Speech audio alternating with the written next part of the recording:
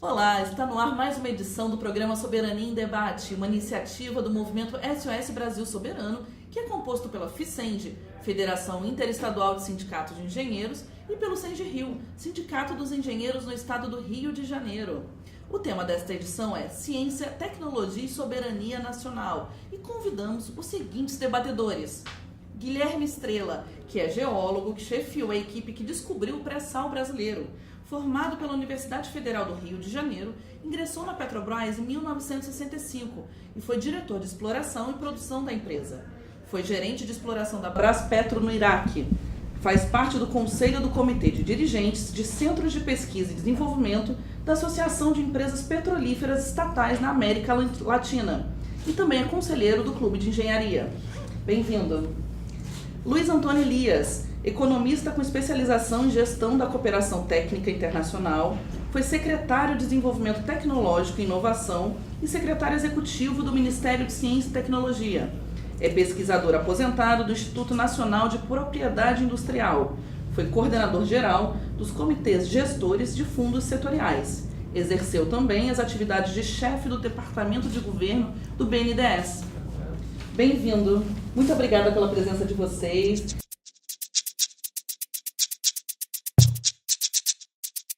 Bem, para iniciar essa nossa conversa, eu vou trazer um fato recente, O ministro Lewandowski afirmou que uma crescente tendência de desestatizações vem tomando o país sem a estrita observância da lei e que, por isso, qualquer privatização deveria passar pelo Congresso Nacional. Com a atual composição do Congresso, é possível barrar as privatizações? Na minha opinião, essa decisão do ministro Lewandowski era importantíssima, mas não é bastante, porque, na verdade, a sustentação, falando da Petrobras que eu conheço, a sustentação da empresa não está nela própria, está em seus ativos. A hora que você para acabar e para destruir a companhia, não precisa proibir que ela seja privatizada. É só deixar que ela tenha liberdade de se desfazer de seus ativos estratégicos, como é o pré-sal.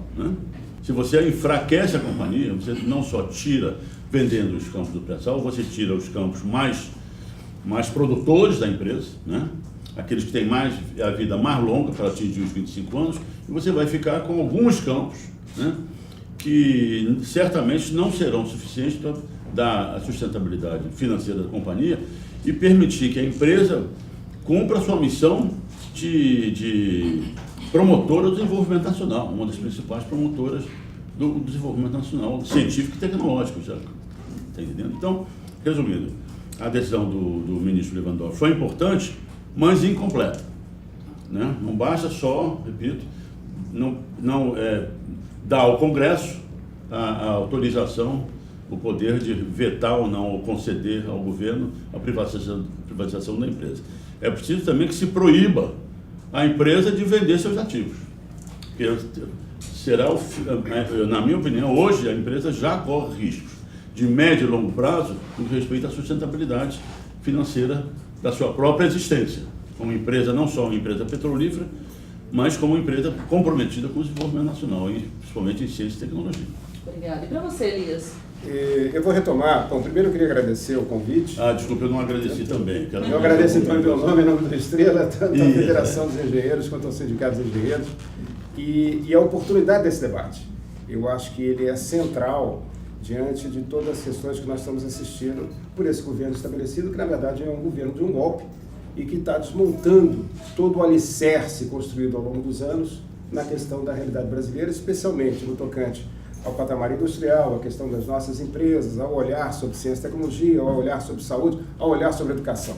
Então, nós estamos vivendo um momento extremamente trágico e esse momento precisa ser revertido. E nesse sentido eu retomo um pouco da fala do Estrela, que é a questão dos ativos. Ou seja, é um primeiro movimento, mas um movimento importante, como reforçou o Estrela, para barrar, eu diria barrar mesmo a palavra, esta dimensão do processo que estava acontecendo. A perda de capacidade da Petrobras sobre a pecha, ou sobre um olhar na ótica deles de que ela está dando prejuízo, não é verdade. A Petrobras é sólida e tem uma estrutura sólida, o olhar do pré-sal é efetivo e ela tem um grande ativo, que é a sua capacidade tecnológica, que agora começa a ficar comprometida, porque diminuiu os investimentos na atividade tecnológica da Petrobras. O sempre tem diminuído ao longo desse período, e de forma significativa, a relação de cooperação e de estabelecimento de parceria e de contribuição para a área de ciência e tecnologia. Isso é grave, porque quem descobriu o pré-sal foi justamente essa base sólida, tecnológica, que a Petrobras desenvolveu ao longo dos anos. Por outro lado, ao jogar para o Congresso Nacional, cria uma realidade de debate nacional. Ou seja, pelo menos politicamente, lançou-se a ideia de um debate nacional sobre o patrimônio brasileiro. Nós não podemos viver sobre a ótica de um governo rentista e patrimonialista. Na verdade, nós temos que viver sobre a ótica de um governo que pense em futuro e em longo prazo. E nesse sentido, a posição assumida pelo Supremo Tribunal, em especial o ministro Lewandowski, é extremamente positiva.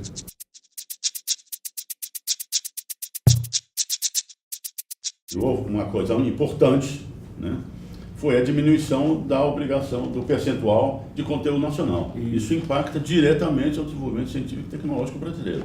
Quando você passa de 65 para 25 de obrigação de conteúdo nacional, você reduz tremendamente a obrigação da empresa de, aproveitando a oportunidade do pré-sal, a oportunidade de longo prazo, uma coisa que o pré-sal é extremamente importante, que ele vislumbra para o longo prazo, ele dá escala de longo prazo para a empresa que seria a operadora única dele. Então, quando você reduz a obrigação de ser do conteúdo nacional para 25%, você também impacta negativamente a interação da Petrobras, da empresa, como disse o Elias, com o setor de ciência e tecnologia brasileiro.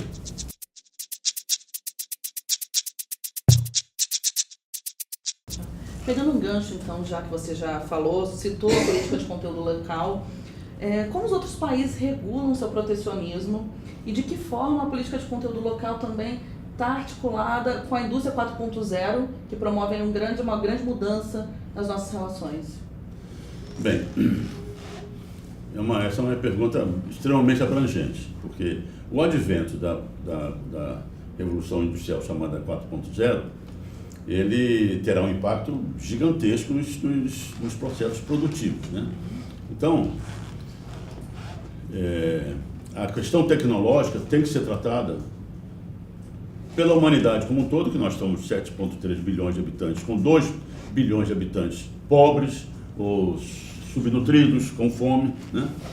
Então, e o emprego é absolutamente fundamental para a sustentação dessa massa de seres humanos que certamente não estarão preparados para enfrentar essa nova realidade. Então, nós temos que ter um projeto de país, o Brasil, né? Um grande país, nós temos que ter um projeto de país de longo prazo que contemple vamos dizer, e regule a implantação dessas novas tecnologias extremamente avançadas, robotização, a produção toda robotizada, né? De acordo com as nossas dificuldades, as nossas necessidades de manutenção de uma boa parte da nossa população com condições dignas de vida. Isso tem que ser um debate nacional, inclusive, que é responsabilidade coletiva da sociedade brasileira, a respeito desses brasileiros também que certamente têm todo o direito a uma vida digna e produtiva e inclusive uma aposentadoria também, né? Para que não sejam considerados excluídos, não sejam excluídos, né? Por essa nova revolução tecnológica que o mundo vai viver e já está vivendo, né? Então, pela primeira vez isso acontece no mundo inteiro, que você tem a produção desumanizada, quer dizer, você não precisa mais do ser humano para produzir em grande escala, né? Então isso é uma coisa que tem que ser discutida pela sociedade brasileira, para que a gente encontre um meio e um caminho, para que não, de uma hora para outra a gente não exclua, com todas as consequências nefastas de uma exclusão de milhões de cidadãos brasileiros para a própria sociedade brasileira. Perfeito. Para você, Elias, quais impactos? Eu vou separar a sua pergunta talvez em 3 etapas, mas na verdade elas se conectam, há uma sinergia entre o que eu vou tentar estabelecer. A primeira pergunta, a primeira observação é importante sobre a questão do conteúdo local. Estrela bem se recorda, porque foi um dos artífices desse processo, o conteúdo local e a cláusula de P&D são fundamentais para a Petrobras no sentido de olhar futuro e perceber a dimensão do progresso técnico como importante não só para a redução de custos, mas principalmente para posicionar a Petrobras dentro do cenário internacional no processo de concorrência. Então essa é uma primeira observação. Baixar essas prerrogativas, ou diminuir ou arrefecer essas prerrogativas, isso traz consequências danosas à Petrobras, no sentido inclusive da rede estabelecida de tecnologia no Brasil. 69% dos investimentos, eu daria um dado, de 99 a 2017, se eu não me engano, foram 12 bilhões de reais aplicados pela cláusula de P&D. Desse 12 bilhões, 69% foi para a infraestrutura científica e tecnológica, estou dizendo laboratório. Isso quer dizer que a Petrobras estabeleceu um princípio de cooperação, de contribuição, de parceria, que alavancou fortemente a ciência no Brasil, a capacidade do conhecimento, e isso resultou em tecnologias e em propriedade industrial do Brasil. Porque uma das determinações corretas da Petrobras era de que, ao se estabelecer um evento, ele fosse aqui pedido ao Instituto Nacional de Propriedade Industrial, aqui registrado e aqui concedido, de tal maneira que eu não pagasse royalties e comprometesse o balanço de pagamento tecnológico. Então, esse horizonte precisa ser preservado, e ele não está preservado, como bem observou o Estrela. Segundo ponto é a dimensão que essas tecnologias terão. Elas terão um impacto muito grande, quer na produção, quer no consumo, inclusive na qualidade de vida. De que forma? Os motores dessa transformação, se eu pudesse assim dizer, eles se estabelecem, de um lado da demanda, pelo envelhecimento da população. O envelhecimento da população força que você empregue novas tecnologias no sentido de melhorar a qualidade de vida, especialmente na saúde, olhando a longevidade, olhando a dimensão de novas moléculas e novos remédios, ou olhando a dimensão do imaginamento em áreas de equipamentos, que possam elevar a capacidade da população no sentido da sua qualidade. Forçam também, pelo lado da demanda, um olhar sobre a mobilidade urbana, no sentido de que a população precisa de maiores equipamentos, melhores estruturas, melhor logística da cidade, e a inteligência artificial e Big Data pode ajudar nesse processo. Força também a dimensão da diferenciação dos produtos no processo concorrencial entre as empresas. E pelo lado da oferta? Pelo lado da oferta, as restrições climáticas começam a forçar os países a olhar de forma diferenciada a questão e restringir, inclusive, o patamar, criar barreiras à entrada a novos produtos e processos que, entre aspas, possam poluir. Outros, sim, de fato, o Acordo de Paris e os outros acordos, consequentemente, são importantes nessa observação. Força também um aprimoramento e um investimento mais pesado em laboratórios, institutos de pesquisa, que possam resolver e dar solução para esse processo de concorrência ou olhar sobre a sua população local daquele país. A dimensão disso: os Estados Unidos está empregando quase 500 bilhões de dólares entre público e privado em tecnologias 4.0. 177 bilhões de dólares foi o resultado de investimento aprovado do governo americano para este ano em ciência, tecnologia e inovação, especialmente centrado em laboratórios, formação de recursos humanos e em tecnologias 4.0. A dimensão da Europa, somada toda, chega a quase 300 bilhões de dólares, especialmente a Alemanha, é o carro-chefe desse processo. Mas há uma geografia internacional que se altera nesse patamar, que é o olhar sobre a China e a Ásia, que é o olhar sobre a Coreia. A Coreia está investindo 4,2, 4,3 do seu PIB, na razão PIB-PID, em ciência e tecnologia. A China está chegando a 2,8, 2,9, emparelhando com os Estados Unidos. Então, a mudança geopolítica internacional também é significativa quando você percebe a dimensão das tecnologias 4.0. E o que elas trarão?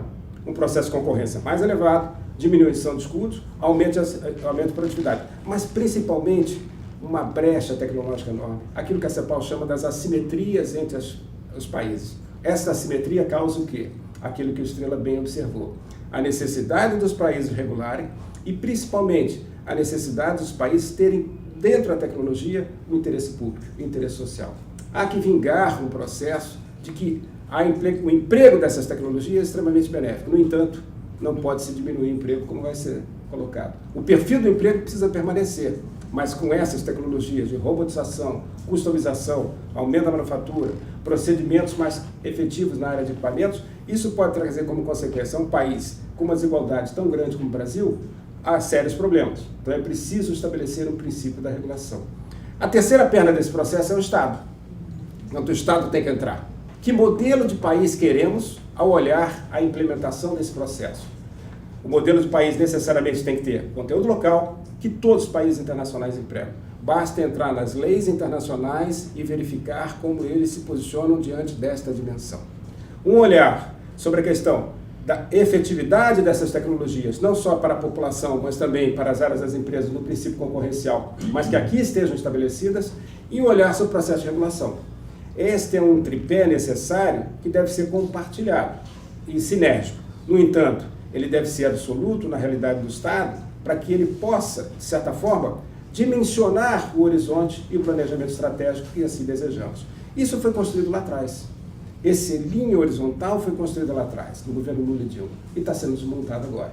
Então, volta um pouco, Kabila, se me permita, a sua primeira pergunta. De novo, a posição do STF é muito importante para chamar a atenção da população para discutir um tema que é central. O Brasil não é patrimonialista e rentista. O Brasil é uma nação, e uma nação precisa de respeito, precisa olhar o seu futuro no longo prazo, e para isso precisa preservar o seu patrimônio, no interesse público, no interesse social. Então a dimensão dessas tecnologias, elas são muito importantes, mas que elas venham não na realidade de uma economia neoliberal ou ser um olhar para o Brasil tardio, mas sim numa posição de que enfrentaremos as nossas questões e ela será elevada para reduzir as nossas desigualdades. E se você me permite avançar um pouquinho mais, 1 minuto, eu me lembrei agora, veio à cabeça de uma pessoa que me era muito querida e que eu tive a oportunidade, assim como tenho a oportunidade, vou dizer isso de público, conviver com Estrela. Eu tive a oportunidade de conviver com Celso Furtado. E Celso Furtado dizia uma frase que era a seguinte: o subdesenvolvimento é um processo que parece um círculo vicioso nas economias latino-americanas. É preciso superá-lo. Mas, por vezes, parece que nós, aqui eu estou interpretando, não conseguimos. Batemos no teto e voltamos. Batemos no teto e voltamos. As assimetrias continuam e a brecha tecnológica continua. É necessário que tenha determinação de política. É necessário que a gente pense o longo prazo. É necessário que a gente pense a integração das políticas no sentido de, falava ele, compras governamentais, conteúdo local, procedimentos internos que gerem conhecimento.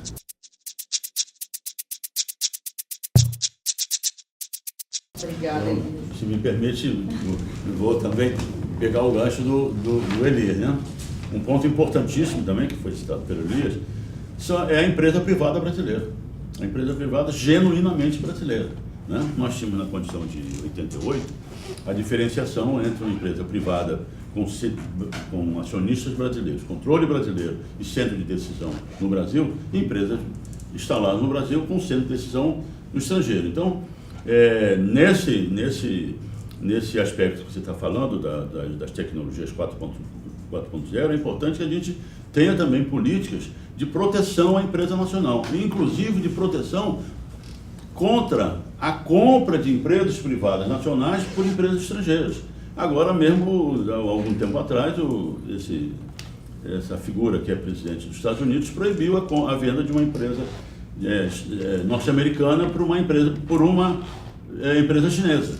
Então, é necessário que a gente proteja a empresa nacional, mas também o Estado e a sociedade brasileira tenha ferramentas, disponha de ferramentas para que a gente não chegue uma empresa estrangeira aqui e compre a engenharia nacional, porque quando eles compram uma empresa brasileira, eles estão comprando a inteligência, a engenharia nacional e o investimento da sociedade em ciência e tecnologia. Quer dizer, eles compram o pacote todo, né? E pronto, e acabou-se. Então é necessário que a gente retome essa proteção à empresa privada nacional para garantir que elas permaneçam contribuindo, né, enfim, para o desenvolvimento nacional. E só para terminar também é o seguinte: o que a gente tem uma dificuldade muito grande é o seguinte: nós não temos um projeto de país. Né?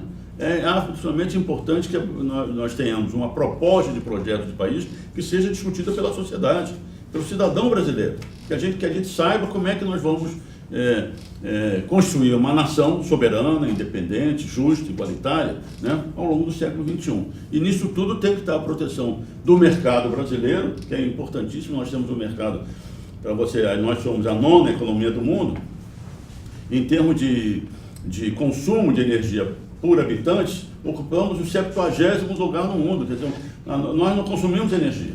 E o consumo de energia é parâmetro de qualidade de vida, de medição de qualidade de vida. Isso expõe que nós temos um país riquíssimo, com uma péssima distribuição de renda, com a renda extremamente concentrada. E o mercado brasileiro tem um potencial de crescimento gigantesco em termos de consumo. Tudo isso dá ao país, dá a nós, como nação, com os nossos recursos estratégicos naturais, como dizia o professor Bautista Vidal, as condições de nós termos um projeto de país que seja discutido e seja conhecido para toda a cidadania brasileira. Eu queria só, Camila, posso? Pode. Só um ponto importante, que eu até... nós todos temos que estar desafiados diante desta nova onda de transformação e dada a realidade heterogênea da economia brasileira, setores de alta tecnologia convivendo com setores de baixa tecnologia, a necessidade crescente de poupança e de investimento, uma necessidade permanente de formar recursos humanos, isso é básico em qualquer economia, que é olhar sobre o emprego. Qual é o impacto que essas novas tecnologias terão sobre o emprego? É muito importante que as entidades façam um trabalho, não só de qualificação da mão de obra, mas principalmente olhar a substituição daquele emprego formal estabelecido por um outro, porque na realidade virão. A robótica vai entrar, não há jeito.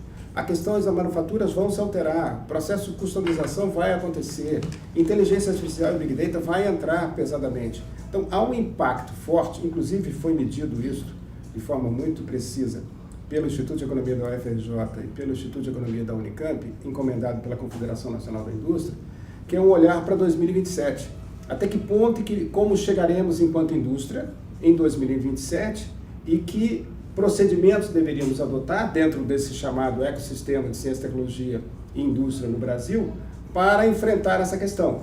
Enfrentar no bom sentido, ou seja, olhar e perceber e dar a dimensão necessária, quer no processo regulatório, quer no processo de políticas públicas voltadas para mais investimento e assim sucessivamente.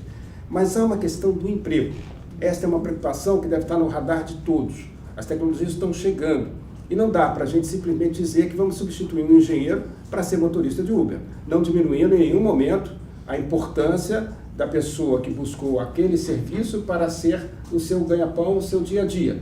Mas é necessário que a gente não invista do Estado 4 anos, 5 anos, 6 anos na formação do engenheiro e no final ele não tem emprego dentro das disciplinas que estão estabelecidas e ele é levado a buscar sua renda em políticas alternativas de serviço. É preciso olhar essa dimensão e não está muito claro essas políticas e aí não depende só do governo. Eu acho que as entidades têm que fazer um esforço muito grande e pressionar no sentido que as políticas públicas sejam mais efetivas para garantir a realidade brasileira. Para terminar, a diversidade tem uma assimetria muito grande. E essa assimetria, como bem colocou o Estrela, é necessário que o Estado olhe para o interesse público e o interesse social. Senão nós vamos ter uma disruptiva maior do que a tecnologia, porque nós não vamos ter gente empregada. Nós vamos formar engenheiro e não vamos ter capacidade de empregar esse pessoal na devida dimensão que exige. Inclusive em áreas das estatais, porque o perfil da Petrobras vai mudar com inteligência artificial, com Big Data, com novas tecnologias e novas fontes energéticas, que não é só a questão do pré-sal. Novas fontes energéticas que vão alterar radicalmente a conjuntura e a possibilidade de emprego, inclusive nas áreas das estatais. Pois é, então a conversa aqui é absolutamente livre, né? É exatamente isso que o Elias está colocando. Qual é o perigo que a gente corre? Estou na casa dos engenheiros, não é mesmo? O perigo que a gente corre é um governo ultraliberal, de mão dessa onda das tecnologias 4.0, dizer, não preciso mais de engenheiros. Então, vou enxugar as universidades e as faculdades de engenharia do Brasil, porque eu não preciso mais de engenheiro. Né? Então, os engenheiros as pessoas que têm tendência a ser engenheiros vão procurar outras profissões. Né? Eu não vou precisar mais. Isso é morte.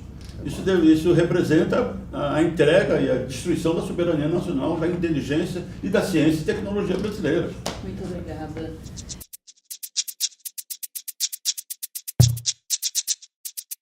Petróleo na bacia na verdade, geologicamente, a grande bacia hidrográfica do Amazonas, do Rio Solimões, da Amazonas, né? Geologicamente são 2 bacias. Uma bacia chamada Bacia dos Solimões, e a Bacia Geológica do Amazonas, que ocupa o estado do Pará.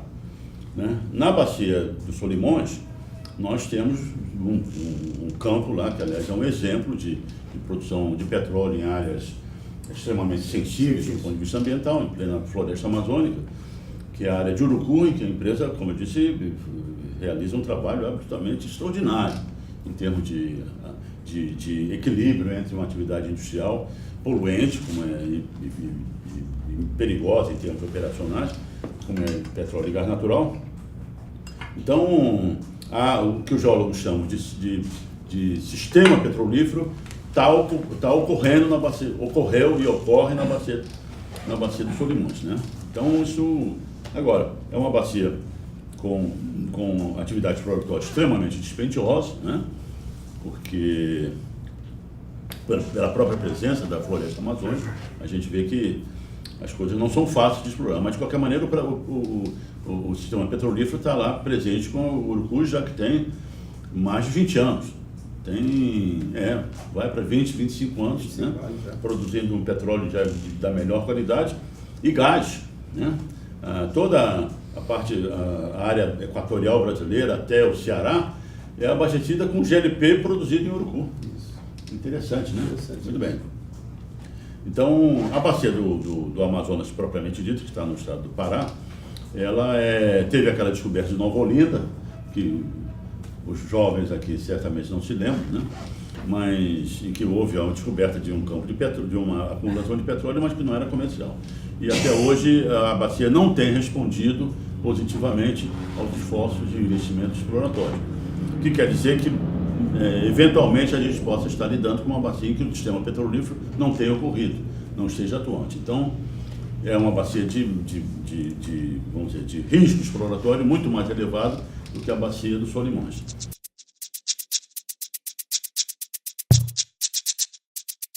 A indústria naval brasileira, quer dizer, ela retorna ao período pré-2003, não é mesmo?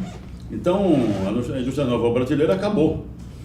Praticamente, nós colocamos uma pá de cal. Eu estive no Rio Grande do Sul outro dia e os 12 estaleiros de Rio Grande, daquela área de Rio Grande, estão sendo vendidos como sucata. Isso. Todo aquele investimento feito. Todo aquele investimento feito. Quer dizer, e aí a gente tem que voltar a um ponto que foi absolutamente crítico e desastroso para o Brasil. Quer dizer, quando houve a crise americana de 2008, com corrupção, também generalizada lá nos meios, inclusive acadêmicos norte-americanos, que produziam trabalhos acadêmicos sustentando aquela política dos derivativos. Muito bem. Quando houve a crise, o governo americano não fechou as suas empresas. Pelo contrário, o governo norte-americano prendeu os caras, ou prendeu poucos caras, mas enfim, separou o CPF dos proprietários e gerentes e presidentes das companhias do CNPJ. Claro. Ele preservou a empresa. Imagina, a GE faliu. A General Elétrica é uma empresa absolutamente estratégica para uma das maiores produtoras de turbinas do mundo, né? Absolutamente estratégica para a manutenção do poderio militar norte-americano. Não podia falir a GE, né? E ele não deixou a GE falir, não deixou a General Motors falir, não deixou inúmeras outras empresas falirem. Ele protege as suas empresas, porque na empresa é uma empresa, né, Olímpio? É que está a inteligência. Claro. É uma empresa que tem inteligência nacional, do ponto de vista industrial, sem desmerecer a capacitação de outras áreas do conhecimento humano. Mas o governo americano protegeu a empresa. Nós não. Quer dizer, estoura o escândalo de corrupção na Petrobras, nós tiramos as duas plataformas que estavam aqui e colocamos na China. Outro dia houve uma grande celebração no estaleiro chinês de entrega dessas plataformas. Quer dizer, nós exportamos 2, 3 mil empregos. Nossa. Quer dizer, isso é uma coisa absolutamente... é um nonsense absoluto em termos, como você fala, da abrangência social das medidas que o governo tem que tomar.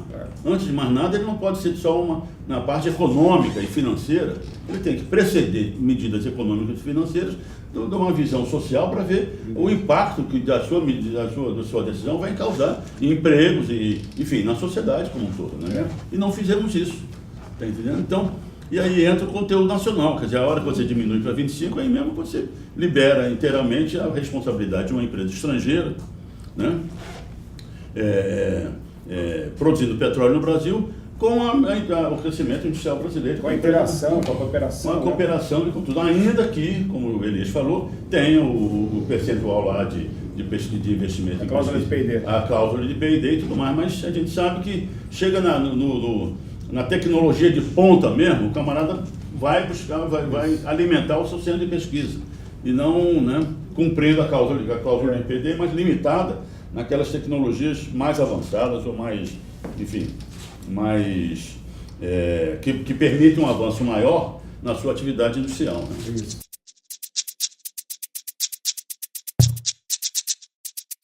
O satélite eu acompanhei muito de perto. Eu acho que ele é oportuno trazer também para essa nossa discussão.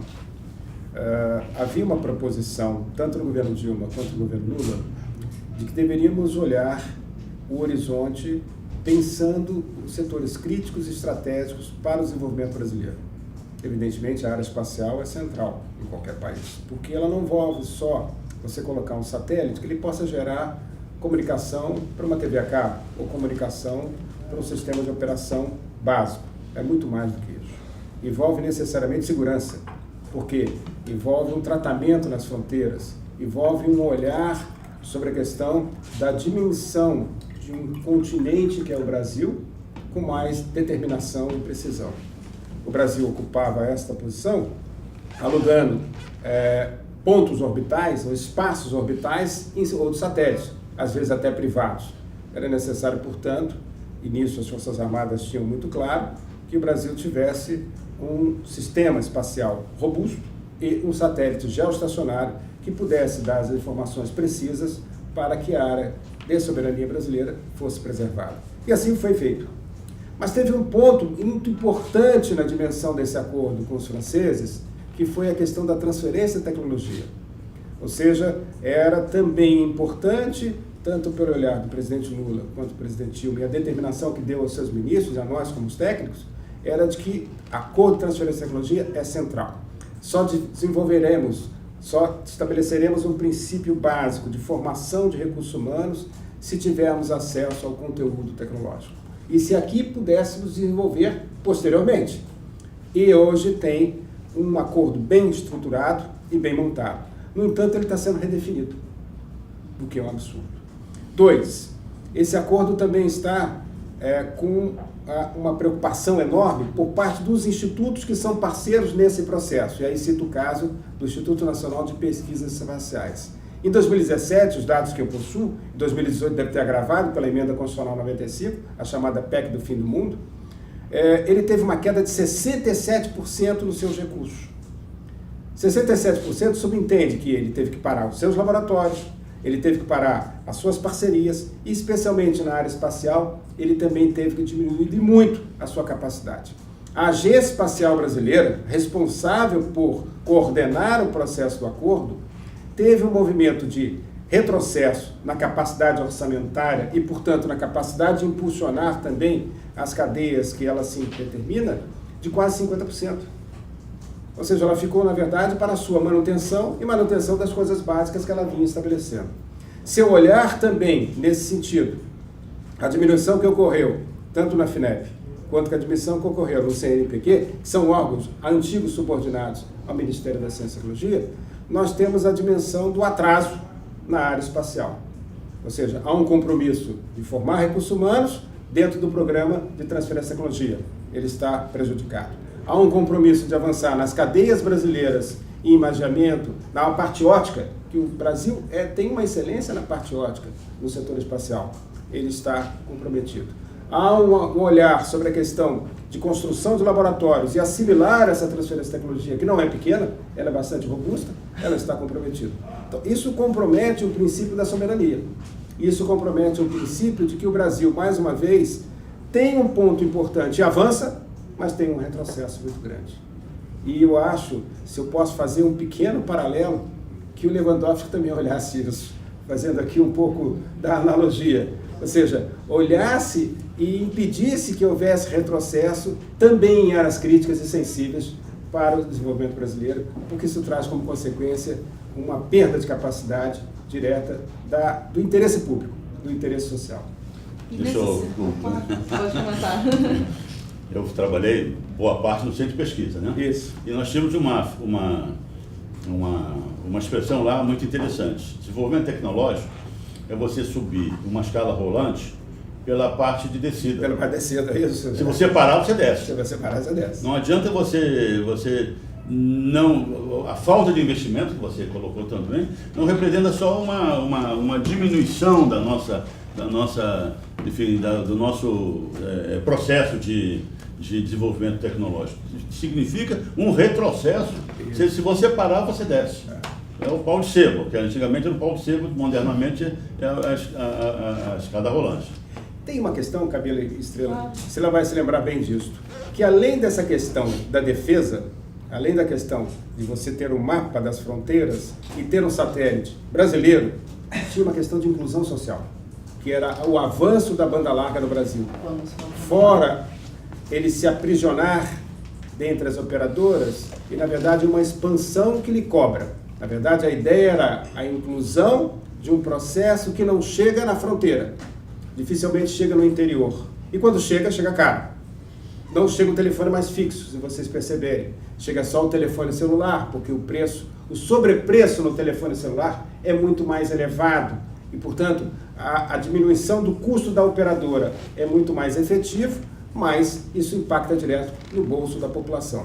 A ideia do satélite, central também, da presidente Dilma, era de que ele fizesse a inclusão pela via da banda larga. E isso, se for diminuído, há um retrocesso enorme e uma perda para a população muito grande. E os mais pobres serão prejudicados com mais certeza. uma vez.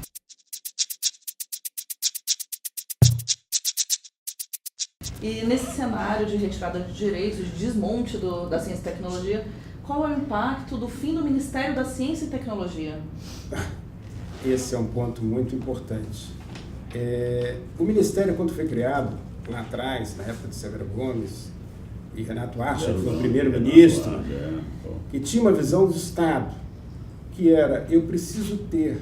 E, na verdade, um ministério semelhante tem na maioria dos grandes países. Eles têm uma estrutura montada, quando muito, não é uma estrutura ministerial, mas é uma estrutura de secretaria ligada direto à presidência da República. Porque entendem que o tema ciência e tecnologia é horizontal, ele atinge todas as áreas e ele é importante para a dimensão daquela população, para resultado de renda da população, resultado de riqueza da população. O intangível, quando gerado, ele é fundamental porque ele impacta em todas as áreas. Como eu mencionei, o Estrela também, na área de saúde, na área de petróleo, na área de educação, na área de infraestrutura, ele é fundamental. A perda do Ministério da Ciência e Tecnologia é uma demonstração do atual governo, de que retrocesso nós estamos pretendendo.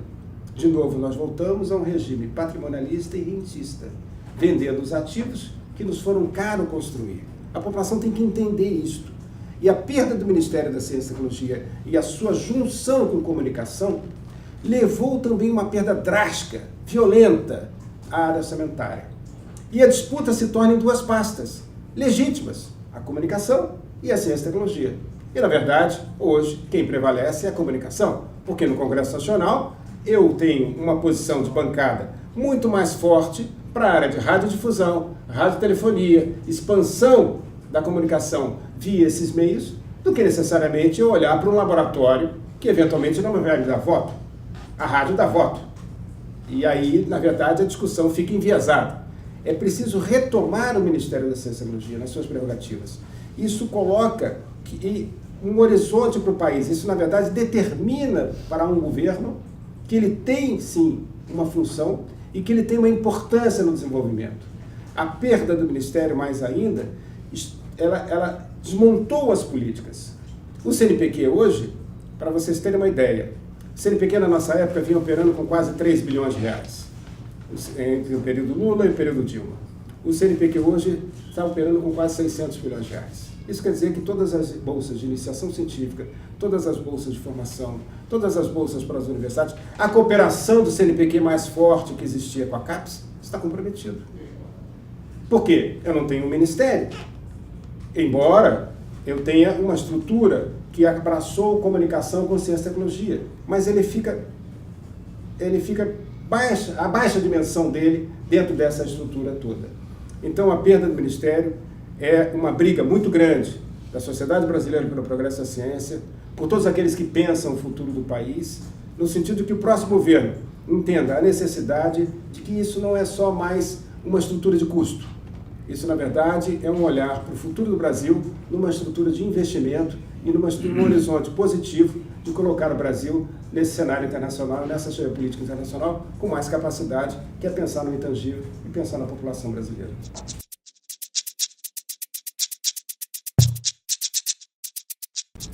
Quando o governo Lula tomou posse, eu encontrei a área de exploração e produção da Petrobras concentrado na Bacia de Campos. Quer dizer, a visão financista de uma empresa de petróleo. Eu até disse que não encontrei uma empresa petrolífera, encontrei uma instituição de investimentos financeiros no setor petrolífero, que é completamente diferente, mas a empresa é totalmente concentrada na Bacia de Campos. Era a bacia mais produtiva brasileira? Era 80% do petróleo na Bacia de Campos. Mas nós, de certa forma, nós limitávamos a sustentabilidade da companhia a longo prazo. Porque os campos da Bacia de Campos, como todo campo de petróleo, entra em declínio de produção, a produção fica cada vez mais cara, porque você é obrigado a investir muito em manutenção da produção, até que chega um ponto que ela é insustentável. Então, quer dizer, naquela época, 2003, a empresa tinha 25 anos de existência. O governo Fernando Henrique transformou uma companhia de petróleo com vida concretamente sustentada por 25 anos somente. E fomos lançados a explorar muito petróleo no exterior, investir no exterior e tudo mais. De qualquer maneira, em termos brasileiros, quer dizer, que é a função primordial da companhia é explorar e produzir petróleo no Brasil, a gente estava reduzido à bacia de Campos. Falava-se que a empresa devia, o setor petrolífero brasileiro devia reservar 40% para a Petrobras, isso não está escrito, mas é o que corria lá. E 60% aberto a empresas estrangeiras. Né? O monopólio foi quebrado na Constituição de 88, na revisão constitucional de 93, né? E para as empresas petrolíferas chegarem ao Brasil e investirem o que a Petrobras, na visão deles, não podia investir, essa coisa toda. Com a entrada do presidente Lula, essa política mudou. Houve logo uma orientação de Petrobras: recupere a sua importância no setor petrolífero brasileiro, até porque você é que conhece mais a geologia do Brasil, você é que tem mais competência, né, no setor petrolífero brasileiro e mundial, tanto que nós ganhamos alguns prêmios lá na OTC, que é considerado o Nobel da Engenharia de Petróleo, né? Muito bem. E nós expandimos as nossas frentes operacionais, seguindo uma orientação do governo, né? Já havia sido instalado o regime de concessão, e o regime de concessão tem a característica de garantir ao descobridor do petróleo a propriedade do petróleo e gás que ele descobre. Por quê? Porque a atividade exploratória tem altos riscos, né? Altos riscos financeiros, inclusive. Então, para atrair o investidor estrangeiro, você diz: olha, você vai gastar dinheiro aqui, vai investir no Brasil, mas o petróleo e gás que você descobrir é seu.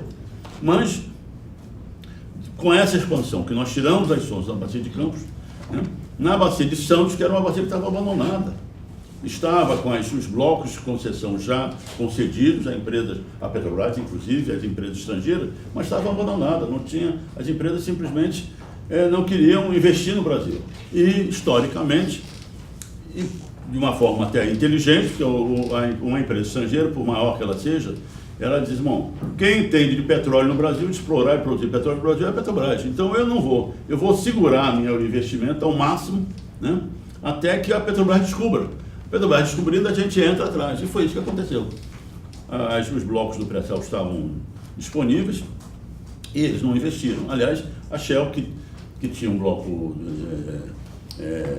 na área do pré-sal de concessão, parou um poço dentro do sal. Não conseguiu ou não quis investir e tudo mais, ou não tinha conhecimento, né, para ir até embaixo. Muito bem. Com o deslocamento das sondas da Bacia de Campos para a Bacia de Santos, logo ao sul, né, nós elegemos alguns prospectos e perfuramos e achamos a maior província petrolífera desde o Mar do Norte. Está aqui, é a faixa do pré-sal. Muito bem.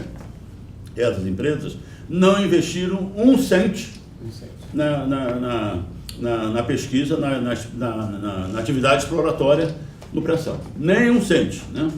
Descobrimos e houve a mudança do marco regulatório. O presidente Lula entendeu logo a extraordinária oportunidade de desenvolvimento nacional com aqueles volumes envolvidos, né? E entra esse governo e derruba o novo marco regulatório, tira a Petrobras de operadora única e abre, como agora está abrindo, as alas da seção onerosa para a participação de empresas estrangeiras que vêm absolutamente gananciosas, quer dizer, com uma ganância extraordinária. Por quê?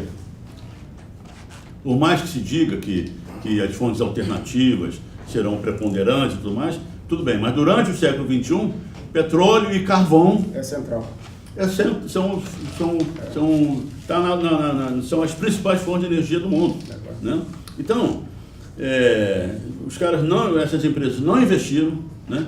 Essas empresas, com a diminuição do conteúdo nacional, elas não encomendarão no mercado, na engenharia e nas empresas brasileiras, né, ou estrangeiras que fabricam no Brasil os seus equipamentos. Quer dizer, diminuiu grandemente essa obrigatoriedade deles comprarem no Brasil. Quer dizer, então, é uma coisa absolutamente injusta, do ponto de vista político e até econômico. Teve agora uma redução de tributos também, né? E teve uma redução de tributos de importação, teve uma redução de tributos que alguém diz que chega a R$1 trilhão. É uma redução significativa. Então, isso tudo caracteriza uma decisão absolutamente contrária aos interesses brasileiros. E essas grandes empresas, é claro, que são as que comandam, vamos dizer assim, as grandes empresas que comandam essa investida, né, junto ao governo brasileiro, que efetivamente rasteja diante dessa realidade, a ponto de nós vermos no Congresso Nacional os lobistas das empresas estrangeiras de petróleo circularem nas comissões lá. É uma coisa absolutamente ofensiva à nossa dignidade como nação soberana, né? Então, a presença das empresas estrangeiras é absolutamente contrária aos interesses brasileiros, né? Outra coisa importante também, já que tocamos nesse assunto, tá, beleza. Houve um acerto ali, dizendo, não, tira a obrigatoriedade da Petrobras ser operadora e transfere à Petrobras a decisão de querer ser operador ou não.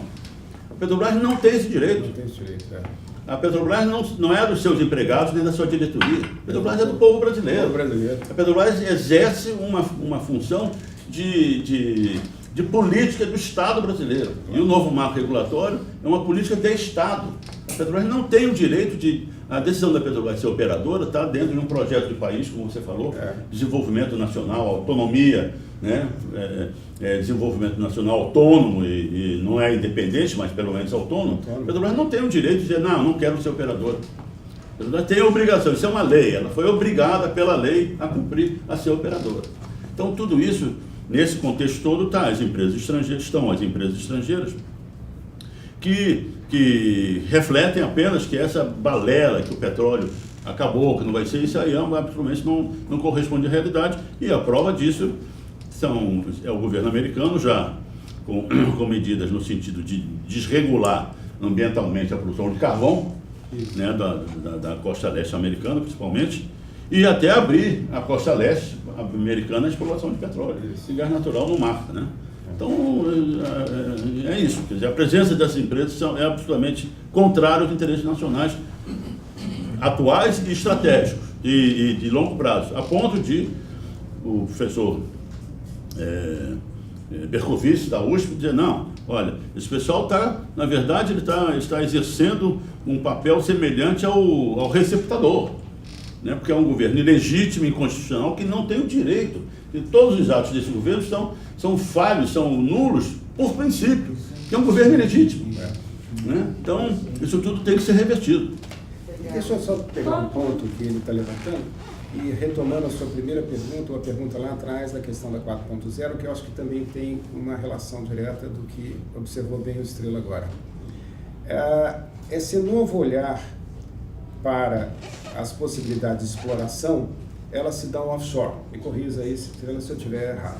Ou seja, elas se dão em águas profundas, ou elas se dão com novas tecnologias para shale gas, shale oil, essa nova identificação.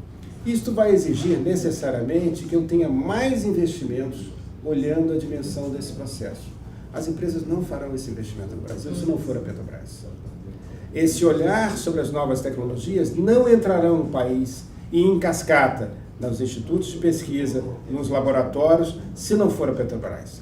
Esta parceria da Petrobras ela é fundamental. A Shell vai fazer no seu país de origem. A Exxon vai fazer no seu país de origem. A Texaco vai fazer no seu país de origem. Essas empresas farão nos seus países de origem. E mais, comprometeremos ainda mais o nosso balanço de pagamento tecnológico, porque todas essas tecnologias são patenteadas. E se assim o são, eu tenho que licenciar e pagar royalties sobre elas. Por problemas de assistência, por questões de assistência técnica e por questões de licenciamento, eu vou comprometer mais ainda o balanço de pagamento tecnológico. Para que você tenha uma ideia, isso deve estar girando hoje.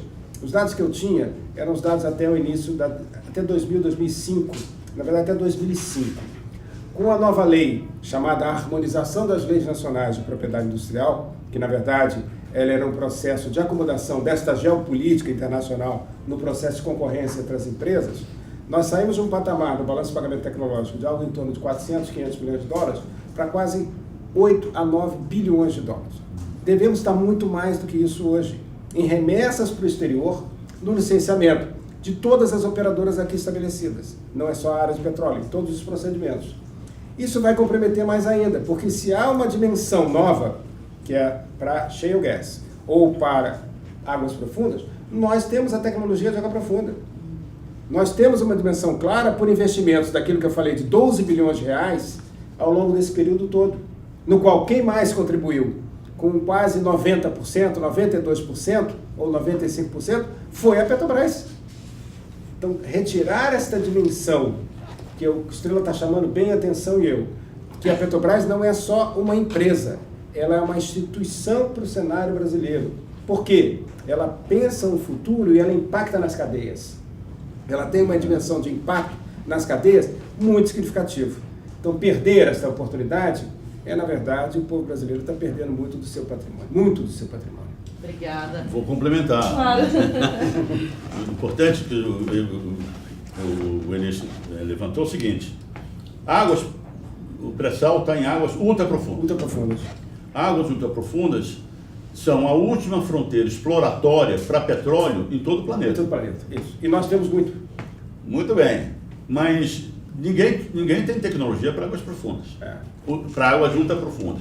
Como não tinha para águas profundas, quando nós descobrimos a Bacia de Campos, águas profundas na Bacia de Campos, a partir de até 1.000 metros de profundidade de lâmina d'água, né?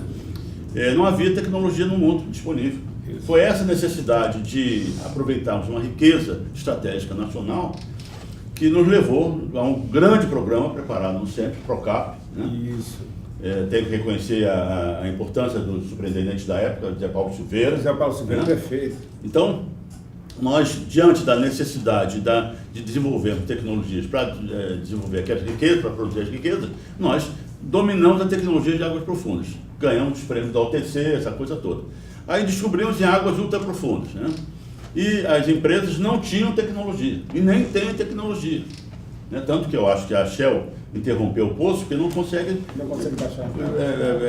Ultrapassar 2.000 metros de sal. É o que é que faz? Então isso é uma vantagem, mas nós estendemos aquele conhecimento, a capacitação tecnológica, o conhecimento tecnológico de águas profundas, da Bacia de Campos, para águas ultraprofundas. Isso foi uma continuidade natural no processo de desenvolvimento tecnológico teoricamente até falando, quer dizer, a gente já tinha toda uma experiência em desenvolver tecnologias para avançar em profundidade de água. Quando surgem águas mais profundas, nós já estávamos mais bem preparados. Né? Então, saiu isso de uma forma natural. E isso é uma vantagem competitiva da Petrobras, inclusive internacionalmente, porque águas profundas, como disse, águas ultraprofundas, são a última fronteira exploratória no mundo inteiro, não é só no Brasil. A empresa que detiver esse conhecimento e essa experiência operacional é importante que no processo tecnológico não é só você ter a solução tecnológica, você tem que também ter todo um entorno de sustentação, de manutenção e de operação que fecha o sistema tecnológico como um todo, isso no que respeita ao aproveitamento integral daquela riqueza. Né? A Petrobras, isso é uma vantagem competitiva que a Petrobras tem. Pois eu leio nos jornais, né, já nas notícias, que a Petrobras firma acordos de cooperação tecnológica com grandes empresas de petrolíferas estrangeiras. Isso. Então não é nada. Quer dizer, então os caras que não investiram, isso eu insisto, essas empresas não investiram um tostão sequer nas águas ultraprofundas, no pré-sal, antes da Petrobras ter descoberto. Quer dizer, esses caras agora as empresas querem usufruir da nossa competência, da nossa engenharia, né, da inteligência de engenharia nacional, através desses convênios de cooperação tecnológica, numa área que é a última fronteira exploratória no mundo. Quer dizer, eles estão se preparando para, mundialmente, serem também competitivos, né? Às nossas custas. Há uma questão, é importante, Camila, me perdoe, só para também colocar na dimensão das políticas 4.0 e por que a busca disso também. As empresas internacionais, elas estão sofrendo restrições climáticas para a exploração em terra. Isto muda o patamar, porque os procedimentos de licenciamento e a perda de posição da OPEP a nível internacional mudou o posicionamento nessa estruturação, tanto que os Estados Unidos estão indo para outras áreas, para outras formas de exploração. Então, essa questão da restrição climática acirra o processo de concorrência entre as empresas. E nós temos a tecnologia de águas ultraprofundas, que ela tem uma dimensão diferenciada. Então, isso, mais uma vez, coloca que se a gente tirar da estrutura hoje existente do Estado, ou da capacidade da Petrobras, enquanto instituição governamental, esta possibilidade de exploração na dimensão que deve ser, nós estaremos perdendo certamente muito, e aí a geopolítica é outra a nível das empresas, que elas vão se aproveitar desse processo concorrencial.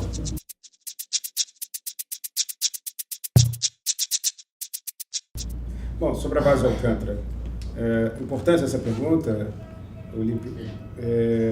Sindicato de Engenheiros, e ela vem no momento oportuno. O governo brasileiro negociou durante muitos anos um acordo internacional que pudesse estabelecer uma base de lançamento de foguetes. Essa base de lançamento de foguetes foi escolhida em Alcântara por uma razão, eu como economista depois aprendi com vocês engenheiros, e demorei muito tempo, porque economista às vezes demora a aprender essa parte mais exata da engenharia, porque há uma diminuição enorme da perda de combustíveis e há uma precisão maior do lançamento do foguete sem maiores oscilações, ou seja, não há ventos significativos que possam oscilar o foguete e muito menos a possibilidade de perda, porque o foguete eventualmente ele sai em zigue-zague e ali ele tem uma linha na longitude ele sai um pouco mais objetivo. Isso é um economista explicando a área de física e a área de engenharia, mas me perdoe se eu errei alguma dimensão do processo. E nesse sentido estabeleceu-se um acordo com quem, de fato, tem uma capacidade tecnológica, que é a Ucrânia. E por que a Ucrânia? A Ucrânia, na verdade, era um grande centro, e ainda é um grande centro de desenvolvimento na área espacial, da antiga União Soviética.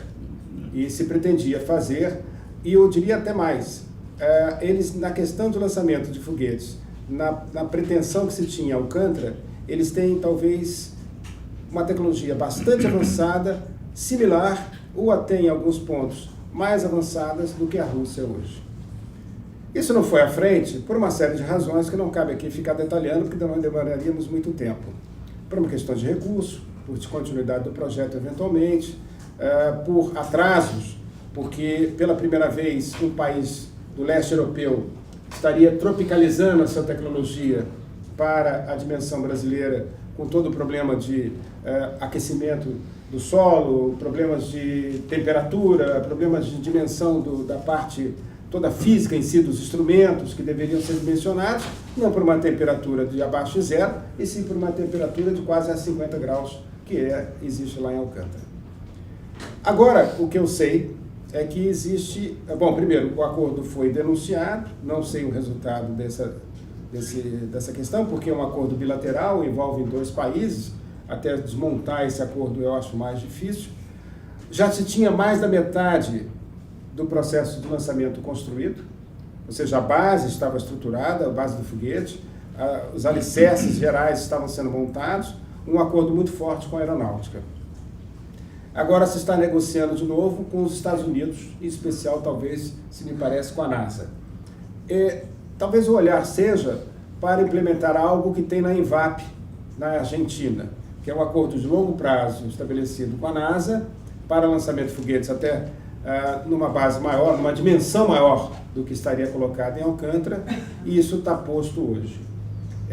O importante nessa questão e nessa dimensão é que não se perca o acúmulo que se teve até hoje. E mais, que de fato o Brasil tenha excelência nessa dimensão.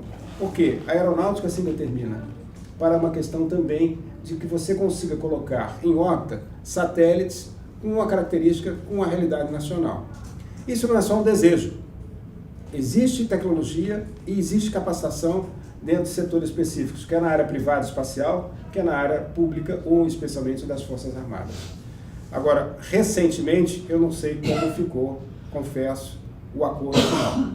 A perda de Alcântara é também um retrocesso para o Brasil, mas eu não poderia avançar mais do que isso porque eu não sei como ficou o acordo final, e foi denunciado anteriormente, há uns 3 anos atrás, o término desse acordo, e posteriormente agora por esse governo, a vinculação com os Estados Unidos, é até onde eu sei.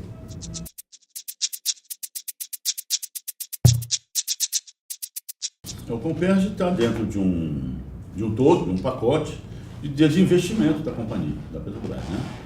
Então, o impacto na engenharia nacional é gigantesco. O impacto no emprego de engenheiros brasileiros é gigantesco, né?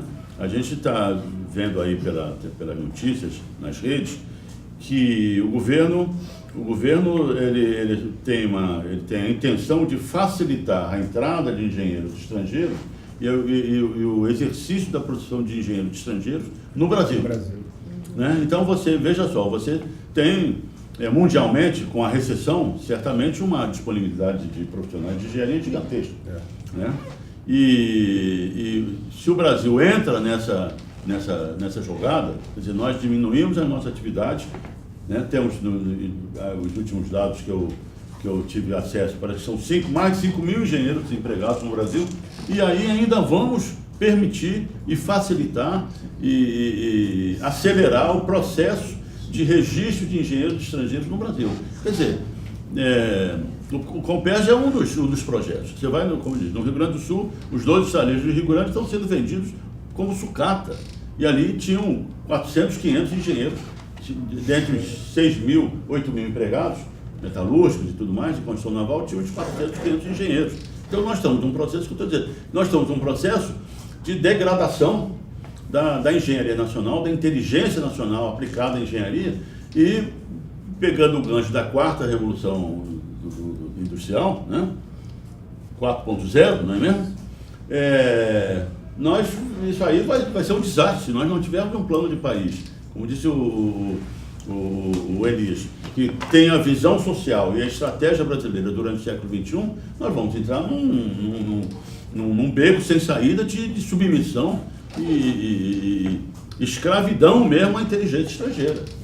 Obrigada. Dados do CAGED, do Ministério do Trabalho, apontam que já são mais de 50 mil engenheiros desempregados em todo o país. Pois então eu devo ter lido errado. Em vez de 5 mil, são 50 mil. Então você veja em que situação nós estamos. E tem o seguinte, esse grande contingente de profissionais, assim como de outras profissões, provém de universidades públicas brasileiras que são sustentadas pela sociedade brasileira. O estado que mais sofreu a questão do desemprego na área de engenharia, vocês são mais especialistas, me corrijam, foi o estado do Rio de Janeiro. não só pela questão da Petrobras, mas pelas cadeias paralelas, inclusive a área de naval e outras cadeias que foram aqui desmontadas. Isso tem um prejuízo significativo para o Estado, um Estado que já vem sofrendo por uma crise fiscal, por problemas de gestão.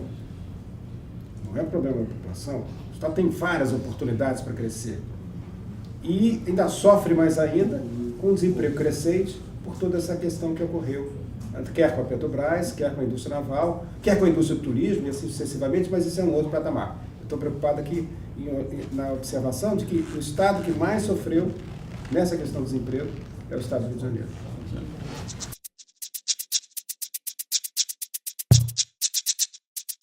A FINEP vem, tanto como o CNPq, por força inclusive da perda do Ministério, eu associo a isso também, com uma diminuição bastante significativa da sua capacidade de investimento, quer o CNPq em bolsas, em áreas estruturais de formação de recursos humanos, inclusive na pós-graduação, quer a FINEP na área da subvenção, ou seja, aquilo que é importante para o empresário, na sua incerteza, ter como uma participação direta no resultado, dentre o risco que é inerente ao processo de desenvolvimento tecnológico, quer na sua capacidade do não reembolsável.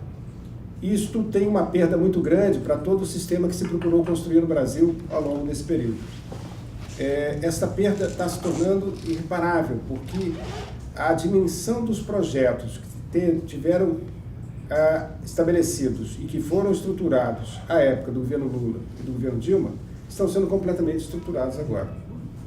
Não só em algumas áreas de empresas, mas também e especialmente na área de grandes laboratórios. Ou seja, havia uma percepção nossa nas políticas de governo traçadas de que era importante para a geração do conhecimento, e se associando ao CEMPES da Petrobras, que tinha 49 redes de pesquisa entre a dimensão laboratorial e redes de cooperação, que a existência do conhecimento no Brasil de forma endógena se daria dentre os braços pela via da estruturação de laboratórios aqui no Brasil, ou pela atração de centros de P&D de empresas internacionais. Isto exige necessariamente o braço do governo.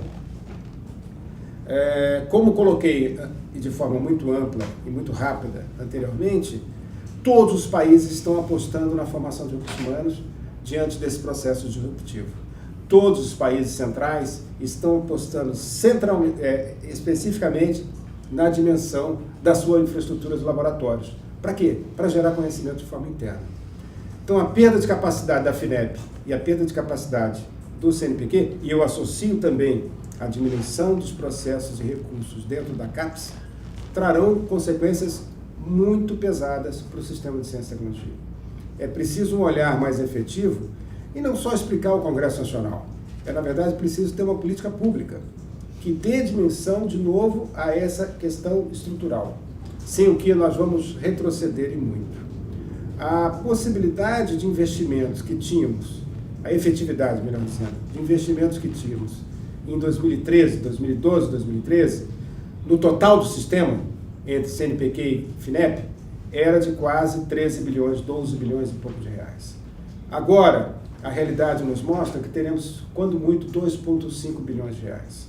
O que eu mostrei dos Estados Unidos, é claro que é uma outra ótica, um outro patamar, uma outra estruturação, mas nós temos que nos espelhar em algumas áreas que estão concentrando o investimento e o conhecimento. Ele está colocando, na área de laboratórios especificamente, quase 60 bilhões de dólares. A Alemanha, para fazer frente às novas tecnologias, especialmente em inteligência artificial em manufatura, que ela é uma das pontas a nível internacional, em robótica, em customização dos seus processos, ela está colocando quase 40 bilhões de dólares. A China, não vou falar o valor porque é estratosférico.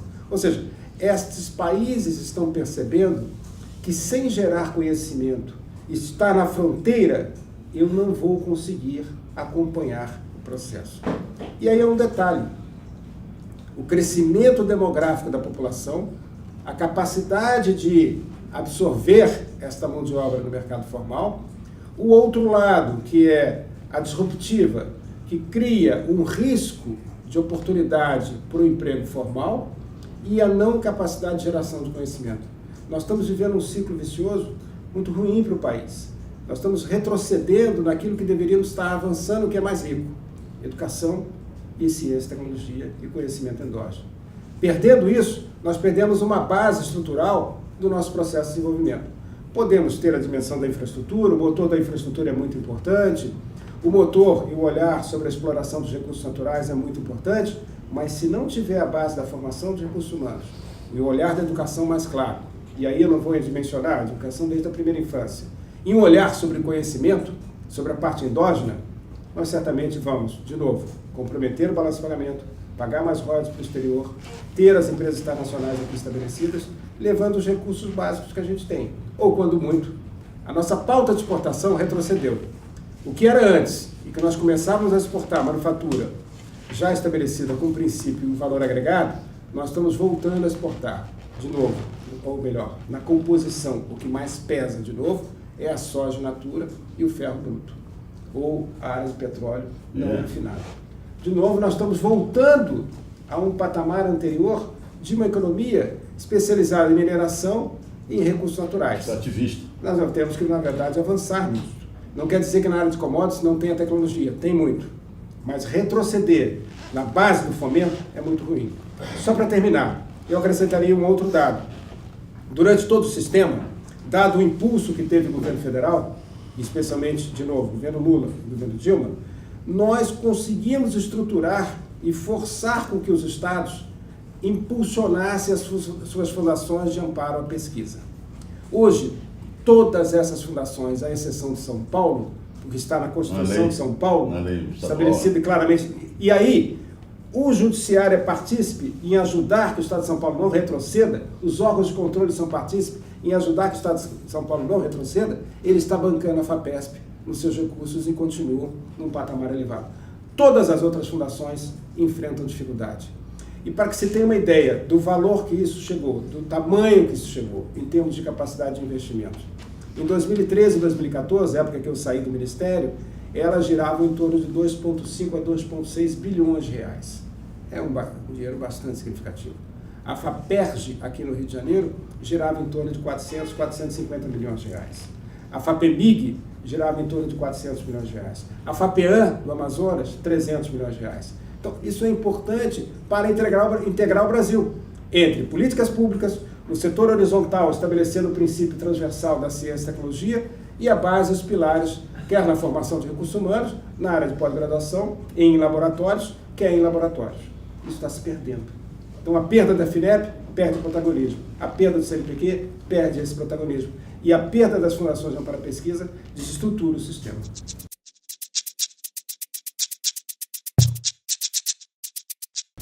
O preço dos combustíveis, ele carrega um fator social extremamente grande, né? Importante, não é mesmo? Então, como ele é realizado no Brasil, e era realizado no Brasil nos governos Lula e Dilma, ele levava em consideração todo o sistema produtivo gerenciado pela Petrobras, né? A área de refino, naquela época, sempre foi deficitária, sabe? Sempre foi deficitária. Mas o sistema como um todo se equilibrava pelo crescimento da produção de petróleo brasileiro, né? Então, isso fazia com que a Petrobras, o governo, tivesse um conforto, né, de orientar a Petrobras para controle da inflação, e isso foi sempre a história da Petrobras, foi essa. Porque, como eu disse, pelo largo impacto social que tem o preço dos combustíveis. Então, a empresa controlava o preço do combustível sem dar prejuízo, porque levava em consideração toda a cadeia de produção que era gerenciada integradamente. O importante é isso. O importante, aliás, eu particularmente sou favorável a um ministro que tem um ministro da matriz energética brasileira. É verdade. Né? Que ligue todas as fontes de energia brasileiras, que são extremamente... Interligue todas as camadas. Interligue todas as camadas. Né? Então, era de certa forma, muito positiva a postura da companhia de, mantendo a sua lucratividade para assegurar a sustentabilidade da companhia, controlar os preços internos. A hora que você esquarteja a empresa, voltando àquela visão das tais unidades de negócio, cada segmento com unidade de negócio tendo que dar lucro, você conflita com essa política de gestão integrada para ter o combustível mais barato para a sociedade. Está entendendo? A hora também que você liga todo esse sistema e todo esse sistema que foi desarticulado internamente, você liga a câmbio e a preços internacionais, do que eles chamam de commodity, do produto que é o petróleo, você introduz na gestão do sistema uma coisa absolutamente desestruturante. Né? Traumatiza, né? Traumatiza o sistema. Traumatiza todo o sistema. Você interrompe as ligações e a interdependência de cada um desses elos que compõem um sistema todo, integrado. Claro. Né? E aí é o que nós estamos vendo. Quer dizer, a reversão desse quadro é novamente você readquirir a Petrobras, que é adquirir a gestão integrada. Mas não é isso que está é o objetivo desse governo. O objetivo desse governo é o contrário. Quer dizer, você esquartejar a Petrobras e transformar tudo em unidades de negócio que sejam lucrativas. Né? Elas mesmas lucrativas, por si só. Isso é contra os interesses, né? No final, da sociedade como um todo, de uma gestão social da produção e distribuição de combustível no Brasil.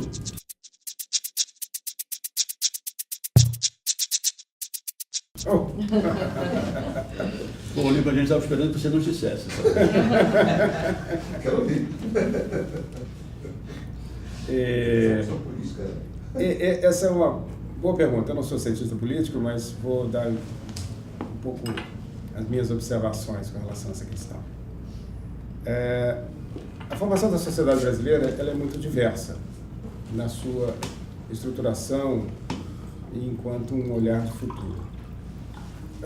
Os governos do qual eu tive a honra de participar tentavam justamente enfrentar, por um lado, o capital, na sua prerrogativa de sobrepreço, sobrelucro, estabelecer procedimentos que fossem além do que a sociedade poderia dimensionar e que seria da razoabilidade.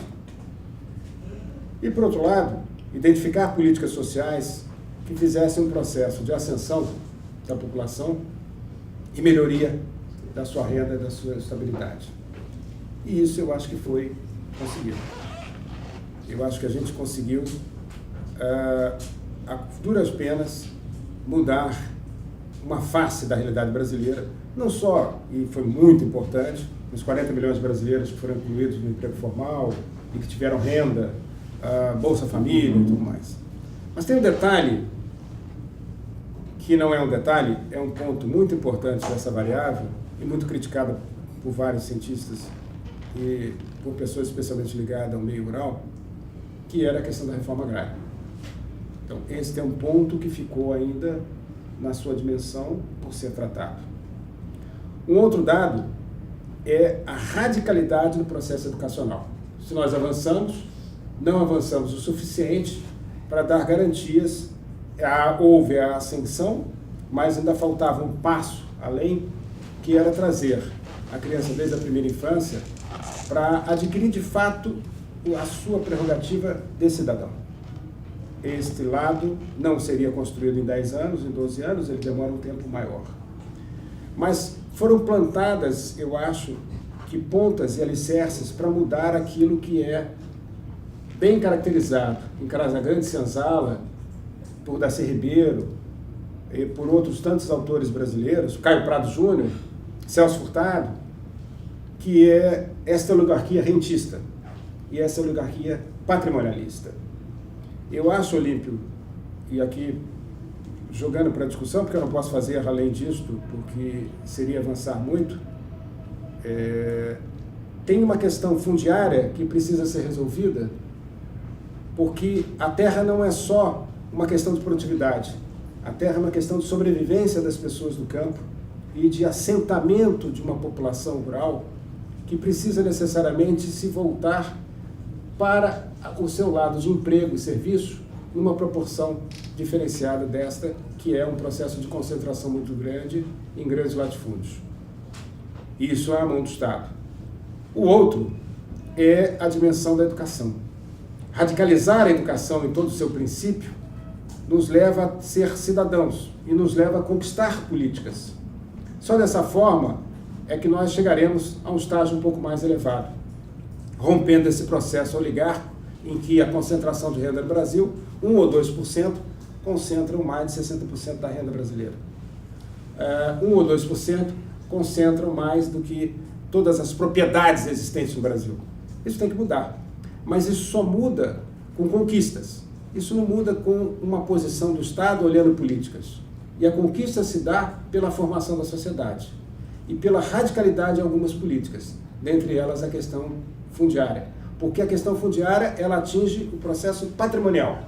E se ela atinge o processo patrimonialista, no seu sentido mais de renda, ela necessariamente cria uma veia nessa discussão da oligarquia brasileira. O outro lado são as políticas. Evidentemente, as políticas podem ajudar. E as políticas, por vezes, no Brasil, parece que muito mais vão para o sentido de concentração do que no sentido de diversidade e ampliação e integração regional. Então, um outro lado de perceber é o olhar diverso do Brasil pela sua integração regional. A questão regional não é simples. As políticas praticadas no Sul-Sudeste não são as mesmas que devem ser praticadas no Norte e, eventualmente, no Nordeste. Há uma diferenciação no país e precisa se olhar um pouco isso. Mas se eu pudesse, com a minha baixa capacidade, perceber a dimensão do rompimento do processo oligárquico e aprendendo com esses mestres, é um olhar sobre a questão fundiária e patrimonial e um olhar sobre a questão da educação. Aí sim, talvez, a gente tenha radicalizado o processo e cidadãos que conquistem os seus direitos. Obrigada. Pois é, eu também. O que eu vou falar é apenas de um profissional da indústria, né? E de um cidadão que procura observar. Ele nos pegou com essa, né? Ele nos pegou. Né? Os engenheiros têm essa coisa que os engenheiros querem respostas assim, relacionadas a grandezas absolutas. Né? Então, mas muito bem. Eu acho, e não vou citar os autores, que nem me lembro os nomes, é o seguinte, para você, primeiro, o que é o Brasil, né? O Brasil não é um país pequeno, né? Sem querer desmerecer os nossos vizinhos aqui na América Latina, mas o Brasil não é um país pequeno. O Brasil é um baita de um país. Somos o quinto país do mundo em extensão territorial. Temos a maior floresta tropical do planeta, que produz 10% do oxigênio que vai para a atmosfera. Somos o território mais bem servido em todo o mundo de redes hidrográficas. Isso. O Brasil é coberto por rios, né? Bacia do Amazonas, Tocantins, Araguaia, Rio Parnaíba, São Francisco, vem aqui no sul-sudeste os rios relacionados à Serra do Mar, como Rio Doce, Paraíba do Sul, a Bacia do Paraná, Uruguai, quer dizer, em todo lugar, em todo o território com uma pequena área desértica ou semidesértica, que a transposição do Rio São Francisco vai reduzir ainda mais. Então, nós vamos, a área desértica não produtiva do território brasileiro vai ser muito pequena. Muito bem. Somos o país mais rico em minérios do planeta, hoje. Temos a maior província mineral do planeta hoje em exploração, que é a Carajás. O escudo central brasileiro é riquíssimo em minérios, ainda produz, Minas Gerais, né, Bahia e tudo mais. E a calha norte do Amazonas, que é uma riqueza ainda desconhecida, geologicamente desconhecida. O governo quis doar uma reserva aí de zinco, não sei qual, né? Muito bem. Então, em termos de recursos minerais, somos dos mais ricos, se não o mais rico do mundo, né? Temos um dos maiores aquíferos de água doce do planeta, né? Subterrâneos. O Alter do Chão, no Amazonas, e o Guarani aqui. Num quesito que vai ser no século XXI, uma coisa absolutamente crítica para a sobrevivência da própria humanidade, que é a água. Temos a chamada Amazônia Azul, que é o território hoje emerso. Os geólogos têm que dizer que hoje é emerso, porque há 8 mil anos a Baía de Guanabara não existia. Estava seca, era o vale do Rio Macapá há 8 mil anos, quer dizer, geologicamente antes de eu pegar o elevador aqui. Né? Então, se você juntar a Amazônia Azul e o pré-sal está na Amazônia Azul, você coloca mais 50%, nós seríamos o segundo, só perderíamos para a Rússia em extensão territorial. não tínhamos energia suficiente, porque a industrialização dos países, né, que formaram e que foi a base da construção das grandes sociedades, dos países mais importantes, veio primeiro do carvão, na primeira revolução industrial, lá do final do segunda metade do século XVIII, né? Os países se industrializaram, a industrialização com a produção em escala exigiu os mercados. Então o século XIX foi uma construção de impérios coloniais, não só para fornecimento de matéria-prima, mas para como colocação dos seus produtos industrializados na Europa, né? Os Estados Unidos, com grandes reservas carboníferas na costa leste, partiu para o oeste, né? Tomou mais de 50% do território mexicano, anexou mais de 50% do território mexicano, quer dizer, foi a outra costa, conseguiu uma posição, quer dizer, uma situação de competitividade estratégica que nenhum país do mundo hoje tem. Eles têm costa no Atlântico e costa no Pacífico, não é mesmo? E nós não. Nós ficamos o século XIX inteiro, né? Qual era a nossa energia? Era roda d'água, tração animal, lenha e o braço escravo. Né? Por causa disso, se levou a abolição da escravatura até não poder mais. Né? A guerra do Paraguai, chamada Guerra do Paraguai, não foi a guerra entre Uruguai, Brasil e Argentina contra o Paraguai, foi a guerra entre Inglaterra e os Estados Germânicos. Né? Para a colocação de produtos aqui na América do Sul já produzidos em escala pelas indústrias europeias. Muito bem. Entramos no século XX, só para não me alongar muito, veio a eletricidade, né? Os Estados Unidos descobrem petróleo, os Estados Unidos na passagem do século XIX para o XX já produziam 3 ou 4 milhões de barris por dia, uma coisa gigantesca, se tornaram a maior potência mundial com base no petróleo, né? Nós não tínhamos o petróleo, né? Então veio a eletricidade, tudo estrangeiro, tudo com tecnologia, engenharia estrangeira, né? Foi a eletricidade para a iluminação das ruas, a Light aqui, né? Todas as empresas estrangeiras, os bondes, aquela coisa toda, enfim, nada brasileiro. E viemos ao longo do século XX equilibrando uma economia agrícola, novamente a negócio do café com leite lá, né? Todos nós conhecemos, entra o Getúlio com uma nova visão, negocia a Volta Redonda, na época da guerra, para a entrada da guerra, ele chegou a negociar com os Estados Unidos, né? E na Volta Redonda começa a operar em 46. A gente não produzia um vergalhão no Brasil, uma chapa no Brasil, né? No final do século, outro dia eu estive em São João del Rei, lá tem o Museu do Ferroviário, né? Quer dizer, duas décadas, as últimas 2 ou 3 décadas do século XIX. Nos Estados Unidos, a gente importou as primeiras locomotivas, nas 3 décadas, últimas décadas do século XIX. Nos Estados Unidos, já haviam 10 mil locomotivas. Para botar os Estados Unidos para o outro lado, conquistar o México, aquela coisa toda. Então, a nossa industrialização veio muito tardiamente, mas muito tardiamente, e também, com raras exceções, baseada em tecnologias importadas, né? Na sua grande maioria. Hein? Na sua grande maioria. Na grande maioria, e fabricando automóveis. O Aerolíneos tinha sido abandonado nos Estados Unidos em 1942. Né? Toda a tecnologia obsoleta, máquinas, fábricas obsoletas que nós importamos, pagamos pela instalação no Brasil. Quer dizer, tudo isso. E o forte da energia em hidroeletricidade. Foi na construção de barragens, o ciclo barrageiro, que essas grandes empresas de engenharia brasileiras de construção foram formadas. Mendes Júnior, Norberto Odebrecht, todas elas construindo barragens, não foi? Itaipu, aquela coisa toda. Muito bem.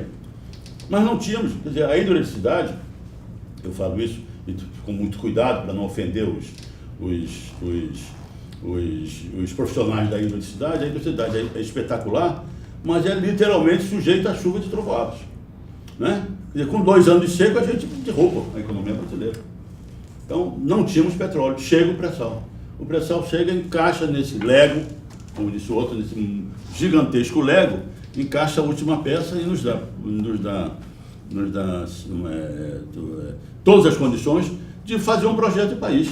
Foi o que a gente começou a fazer, quer dizer, o Brasil começou a fazer nos dois governos Lula e nos governos Dilma. Quer dizer, a gente um projeto de país com todos os elementos território, povo, mercado interno, que é importantíssimo, que a gente, como eu disse, né? Muito bem. Então, essa é a realidade nacional. Não é mesmo? Agora, como é que, para responder o Olímpio, quer dizer, a situação, a tragédia que a gente vive hoje é produto do Brasil, é da grandeza brasileira. Né? Se nós fôssemos um país pequeno, e não nada disso estava acontecendo, mas nós, quer dizer, construímos toda uma base de recursos naturais, né? Para nós nos lançarmos, e entra um governo que toma a iniciativa geopolítica de começar a novamente reequilibrar o poderio geopolítico mundial. Quer dizer, criar uma nova polaridade que tinha sido destruída. Né? Os Estados Unidos era o país hegemônico, ainda é o país hegemônico. Aliás, esse é um processo que continua. Né? E o Brasil entra com o BRICS. Imagina o poderio de Brasil, Rússia, Índia, África do Sul e China, juntos, fazendo uma política, uma geopolítica integrada, né? Mais ou menos, não independente, mais ou menos soberana em relação à hegemonia norte-americana. Isso não ia ser possível continuar. Né? E foi o que aconteceu. Né? Deram o golpe, está aí, nós estamos, Elis, pegando o gancho também do que você falou, na área rural, na área, enfim, da reforma agrária. Agora, para fazer a reforma agrária, nós vamos ter que nacionalizar, que expropriar milhares de hectares já vendidos a empresas estrangeiras. Isso é uma coisa muito pior do que você desapropriar uma fazenda improdutiva do primo do Sarney. Agora não, você vai ter que expropriar grandes áreas, milhões de hectares de propriedades de empresas estrangeiras, que justamente para alimentar a humanidade com os 2 bilhões de famintos ou severamente desnutridos, o Brasil é que tem essa possibilidade. Como é que a gente vira esse jogo? Né, Olímpio?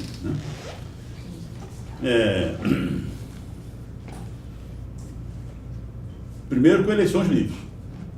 Quer dizer, a sociedade brasileira tem que ser chamada. Esse governo não tem legitimidade para fazer o que esse governo fez. Ele não tem legitimidade. Ele não representa o povo brasileiro, não é mesmo? Não é? Então tem que chamar eleições livres e com os candidatos se apresentarem para o povo escolher. E aí eu não posso deixar de citar o Lula. Claro. Quer dizer, porque o Lula, a prisão do Lula é uma coisa abjeta. A prisão do Lula desmoraliza juridicamente o Brasil diante da comunidade jurídica internacional. Não tem uma prova contra ele. Quer dizer, ele está preso, ele é um preso político. Ele está preso justamente porque representa aquele sonho, e que, como o Elias disse, cujo processo já cometia... De rompimento da oligarquia. De rompimento da oligarquia. E aí entra um dos primeiros atos que nós temos que fazer, um novo governo tem que fazer, é entrar na parte de distribuição de renda com taxação. Aí entra na gasolina. A gasolina é cara no Brasil porque são 40% de imposto. Por que é 40% de imposto num bem de impacto social enorme? Porque o governo precisa tirar de alguém. E ele, como ele representa a oligarquia, ele não tira dele mesmo, do poder que o sustenta. Né? Então tem que ir na gasolina, paga todo mundo. Não é mesmo? Outro dia o Itaú distribuiu dividendos. Tem uma família de 4 irmãos, cada um recebeu 2 bilhões de reais. Sem pagar imposto. Tá ótimo. Né? Muito bem, não, deixa eu acabar. Muito bem. Então, Olímpio, exigir eleições diretas, né? Com todas as pessoas concorrendo, inclusive o Lula, que é preso político, está entendendo? E aí o povo brasileiro vai decidir isso. Né? E se ganharmos as eleições, preparar um programa de ruptura disso que isso foi feito. Porque eu tenho dito, só para terminar, minha filha, desculpa, para ganharmos as eleições e gerenciarmos esse entulho podre, anti-brasileiro e antinacional que está aí, é melhor a gente não ganhar a eleição. Porque a gente gerenciar esse cintura, a gente vai legitimar o que esses caras fizeram. Nós temos que rechaçar e romper e jogar tudo isso embaixo e começar um projeto nacional autônomo e desenvolvimentista, né? E soberano. É isso. Muito obrigada. Queria agradecer a participação de vocês no nosso Soberania em Debate hoje. Quero agradecer também a audiência dos nossos internautas, a participação de nossa plateia e dizer que teremos mais edições do programa Soberania em Debate, que é uma iniciativa do Movimento SOS Brasil Soberano, composto pela FICEND e pelo Send Rio. Muito obrigada. Até mais.